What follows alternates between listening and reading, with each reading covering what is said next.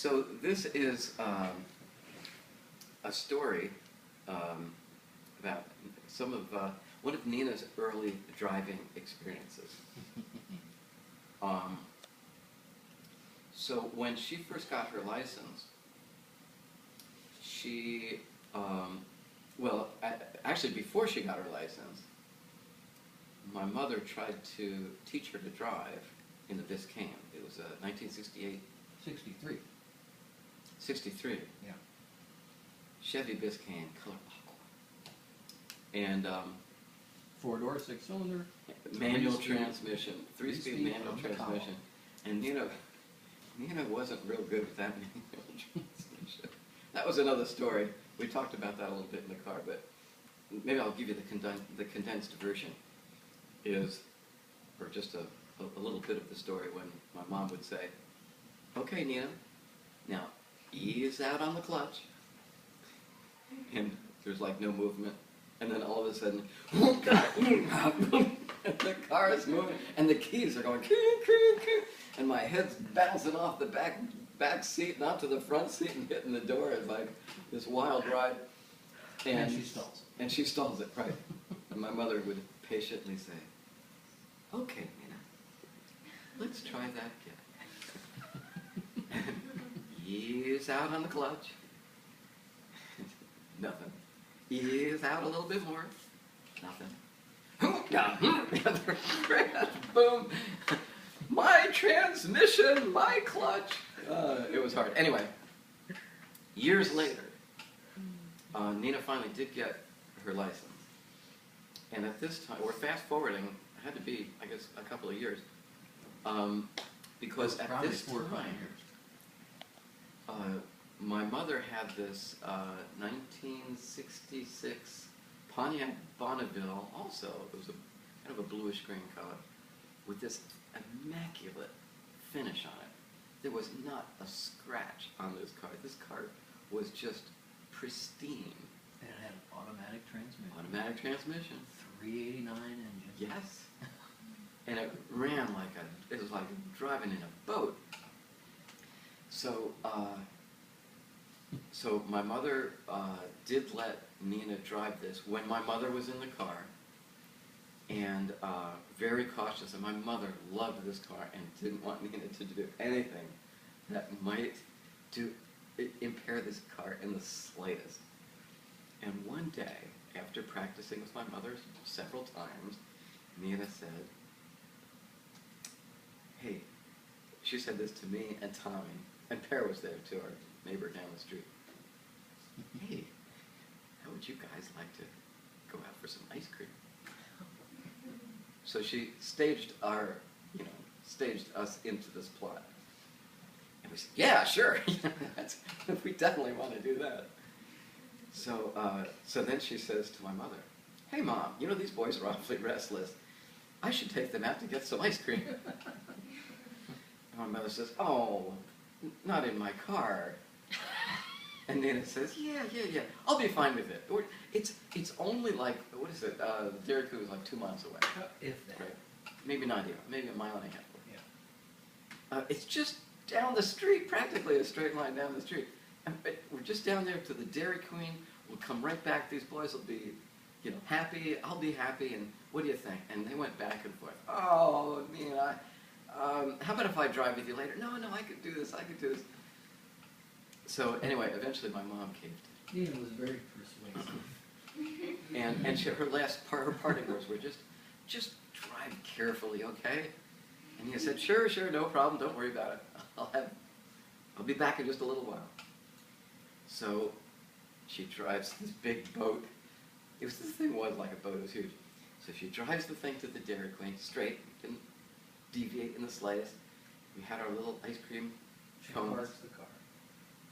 Nina used to get you little ice cream cones? Yeah, with like chocolate dips. That was her favorite in the world, and that's all she wanted. She just loved those. That's all we ever got. Yes, the soft serves. Mm-hmm. That was Teresa Hunt chiming in on that one. So we got our ice creams, and then we go back into the car. This is where it gets exciting. So I'll never forget this. Nina was driving, Tommy was in the passenger seat, Per was sitting behind Tommy, and I was behind Nina. And Nina starts the car up, you know, you hear this little roar, and she puts it in drive, and she starts to go forward. Now, it just so happens in this parking lot, there was a big parking lot, and instead of having, you know, like dividers, some kind of divider where you park your car up to make some semblance of lanes, what they did was they took a telephone pole and they just laid this thing straight down in the middle of the lot as a divider.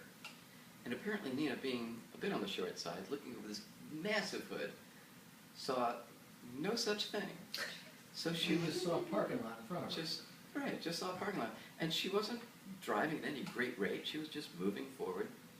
And I'm like looking at, you know, at the sky or something, I'm daydreaming, and Tommy's, you know, he's doing the same thing. Now Per had the forethought to look out the side window and saw as we were going forward that we were approaching this telephone pole, this large telephone pole laying down. And he realized that we were going to go over this phone pole unless somebody said something. So Per, trying to muster up every bit of his wherewithal to say something to stop this calamity, he said, just like this, I'm not kidding, just like this, he said, "Look out for the piece of wood."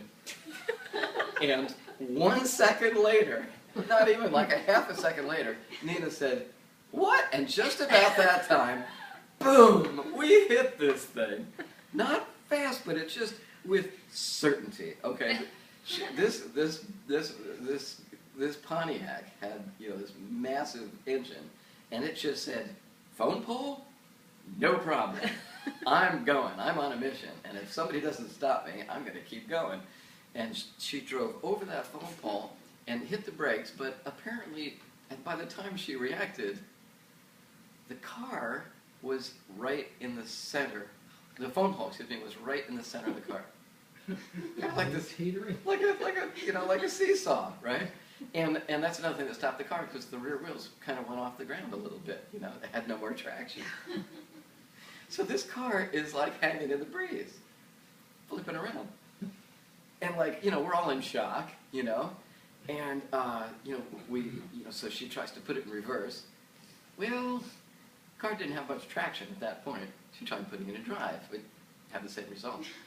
So she's like, you know, trying to figure out what to do, and we get out of the car and look at the situation and see the car, like, we thought it was really pretty funny, you know, it's like, hey, you know, you can like move the car around, and somebody got the brainy idea that, well, hey, if it is like balanced like this, what if all the boys sit in the back seat?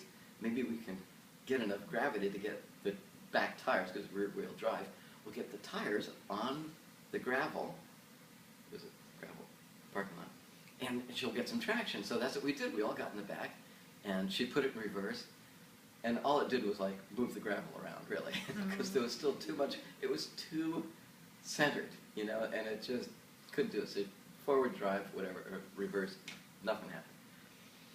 And she was really stuck. And we're like looking at this situation. We go into the Dairy Queen, you know, can anybody help, you know, and okay, so none of that worked. And then Nina had to resort to alternative methods. We looked around, and it just so happened, you probably recall, at that, right next to the Dairy Queen, going towards the Parkway, was a gas station, right? Okay.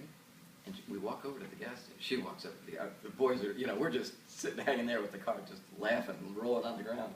So she goes over to the gas station, and she finds a guy working there. And this is where she used her charm. She was the good-looking one of the family, after all. So she sweet talks this guy into using the tow truck at the station to get the car off the phone pole. So, you know, this guy, you know, says, "Yeah, babe, I'll do it." So he gets in the tow truck, drives the car over, and gets the car, lifts the car up, and gets it off the phone pole. Would you lift the front of it? Is that what he did? He may, I think he did. He lifted the front. I don't recall that part. Just know that he did get the car off the phone pole.